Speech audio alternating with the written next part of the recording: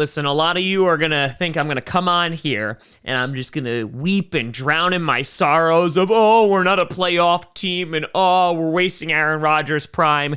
It's one game, all right? As long as we don't play another team that has a really good run game, we're going to be fine. Who are we playing on Thursday?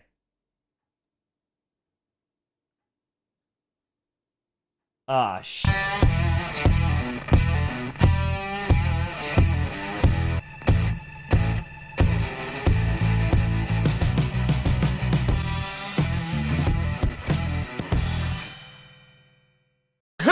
Grossi Posse Packer Nation.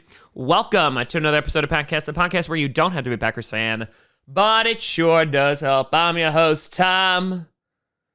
Looks like I'm drinking Packers tears today. Grossi, and we are going to break down the Minnesota Vikings beating the Packers 28-22. This should be fun. Before we get to that, I want to do a big shout and thank you to some brand new patrons and YouTube members. First, over on the Patreon side of things, we got Golden Tate and Sandro B deciding to up their membership. A big shout and thank you to both of you. Then over on the YouTube side of things, we got Carson. Thank you. We got Red Rhino 94, Brett Koken, we have Campaign 2002, Lee the Eel, and Orion KIW. A big shout and thank you to you all. Now, I have so much to say about this game. And it's been about 30 to 40 minutes in which I've been able to watch the press conferences, able to kind of go through my thoughts and how I'm feeling about it. And all of my feelings are not great. So let's go through some stats, and then let's kind of look at some big picture stuff. First, Aaron Rodgers going 27 for 41, 291 yards, and 3 touchdowns. Jamal Williams, replacing obviously the injured Aaron Jones, going 16 for 75. You had Big Bob Tunyon going 5 for 79. And of course, Davante Adams was the player of the game once again, going 7 for 53 with 3 touchdowns, pulling off the hat trick. He had 2 touchdowns last week. He had 2 touchdowns in the first half in this game. Now, what's interesting to note is we actually only had 2 possessions in the first half. We got the ball back with like a few seconds left to go before the end of the half, and we just ran one play, and that was it. So it was a weird game in which we were dominating time and possession in that first half, and we were able to move it on the Vikings with relative ease. They could not stop us. It was long, sustained drives. The problem was they were able to move it against us throughout the entire game, which brings us to our wonderful defense. And there's so much to say here. 1, the pass rush was almost non-existent, only getting 1 sack on Kirk Cousins, with that depleted O-line is embarrassing as hell. 2, the god-awful, abysmal, horrific, downright disgusting run defense, or lack thereof. That was really bad. Now, Kamal Martin, who came in, played pretty darn well. He had some big plays, so I have high hopes for him. But other than that, throw it all in the garbage because it was pretty abysmal. Over on the Vikings side of the ball, Kirk Cousins threw a total of 14 passes, and they still kicked our ass, going 11 for 14, 160 yards, and 1 touchdown. Dalvin Cook was literally their entire offense, 30 for 163 yards on the ground, 3 touchdowns, and through the air, 2 for 63 with 1 touchdown. He was their best receiver as well. It was just give the ball to Dalvin Cook. That was the game plan. Now, if you're a Packers fan, you might be sitting there and go, wait a minute, Tom, that sounds really, really familiar. Because back in the NFC Championship game last year, the entire game plan was give the ball to Raheem Mostert, and they kicked our ass. Shocker how those things come around again. The Packers got away from the run in the second half. They were moving the ball effectively, not only through the air, but mostly on the ground. A.J. Dillon was getting some work in. Jamal Williams was able to find some openings. And that completely and totally went away in the second half. The Vikings got the ball at the start of the second half. They scored a touchdown, of course. And then we were just like, yeah, we don't feel like running the ball anymore. In addition, that Vikings secondary, talk about how their O-line is decimated, but their secondary was decimated. They lost 2 corners in this game, and that's already on top of all the injuries that they have, and we couldn't capitalize on them. And listen, that's kudos to the Vikings, because the Vikings defense did play well.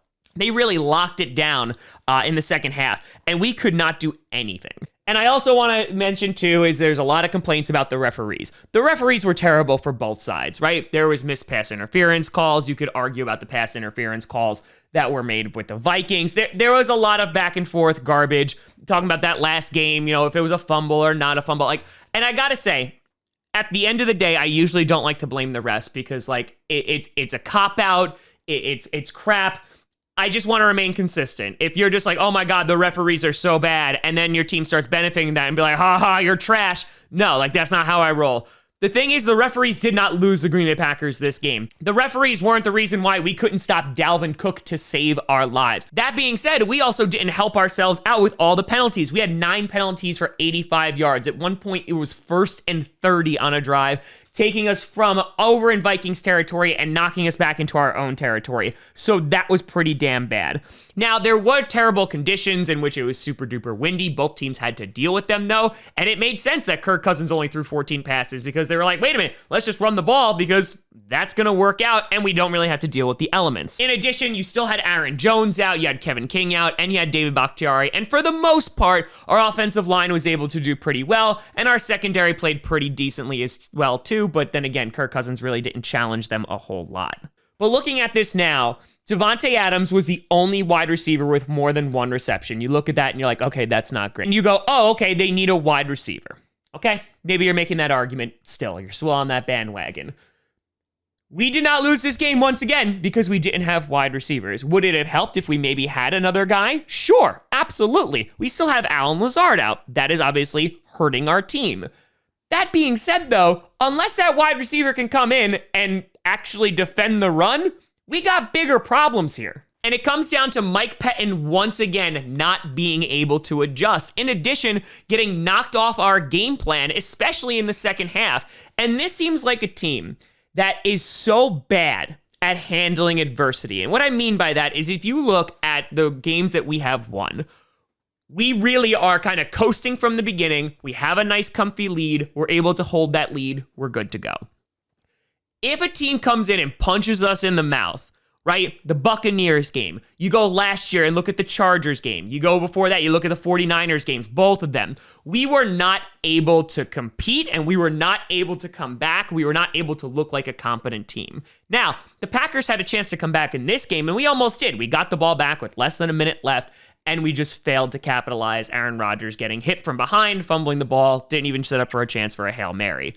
But all that being said, there was time after time after time in which this team could have won this football game, and they didn't put it together. The defense made a couple of stops in the fourth quarter, and you're like, oh, okay, that's great. But when you're relying on your defense and being like, oh man, they made 2 stops against a team that is decimated by injuries and is a 1-5 football team, like that's not a great stat here. And listen, the Vikings are better than a 1-5 record. They are. I mean, they went toe-to-toe with the Seahawks, right? They've had some rough breaks. They've got decimated by injuries. I'm not saying that the Vikings are a good team by any stretch of the imagination, and there's a divisional round, but I'm not trying to make excuses. What I'm saying is that the Packers came in here, and the Vikings went toe-to-toe with them, and they took advantage of those opportunities. They scored on nearly every possession that they had the football. They came in with this game plan of we're going to utilize Dalvin Cook. They didn't get away from that, and it was successful. And the Green Bay Packers failed to adjust to that. This marks the first division loss for Matt LaFleur since he's become the head coach of the Green Bay Packers. Now, I know that sounded like a whole lot of doom and gloom, but I want to be realistic in that there are problems with this team. There's problems, especially on the defensive side of the ball, and it seems that we're not able to crawl out of holes when we're down by more than 1 score. That seems like it's a difficult task for this team to accomplish. Now, this season is not over. We obviously have an incredibly difficult game with the 49ers coming this Thursday, in which they're probably going to run the ball a whole lot. And again, looking at the Packers' schedule and stuff, I still think they'll be competitive. You look at the NFC as a whole, the Seahawks have a terrible defense as well. They have a really good offense, but they have a terrible defense as well. You look at a team like the 49ers who look a little bit more balanced, but then you look at the team like the Buccaneers who have a great defense, and on top of that, they kind of have a very explosive offense. They might cause some problems. But if you're a Packers fan sitting here going, oh God, we wasted another year of Aaron Rodgers' prime. Oh my God, we need to sell the entire farm. Why are we even trying? How many games are we into this season? We're in week 8 and we're 5-2. There are a lot of teams that would kill to be 5-2. And that's not me erasing all the problems that the team has, but it's also kind of keeps some perspective here. because there's a lot of season left to play. And on top of that, there's times to improve. There's time to get better. There's time to get people back from injuries. Let's see what happens. Again, when this team is winning, they're doing really, really well. Today, they got slapped in the mouth again. Thursday, it's going to be a battle. The season's not over even if we lose on Thursday. So take a deep breath. They do have some problems. Maybe they address it by the trade deadline. Maybe they wind up picking up some free agents. Who knows? But right now, the Green Bay Packers are 5-2. We unfortunately lost a tough divisional matchup. And now it's time to dust ourselves off and get back to business, which in this case comes this Thursday against the 49ers. But let me know what you think down in the comments below. How do you feel about this game? How do you feel we're going to bounce back? This is a tough one. You can always find me at TomGrossiComedy.com or at TomGrossiComedy. All social media see down below. Check out podcasts on SoundCloud, iTunes, Google Play Music, Spotify, and of course YouTube. And a big shout and thank you to all the patrons over at patreon.com/TomGrossiComedy and the YouTube members. But thank you so much for watching. I'm Tom Grossi. And as always, go Pack, go.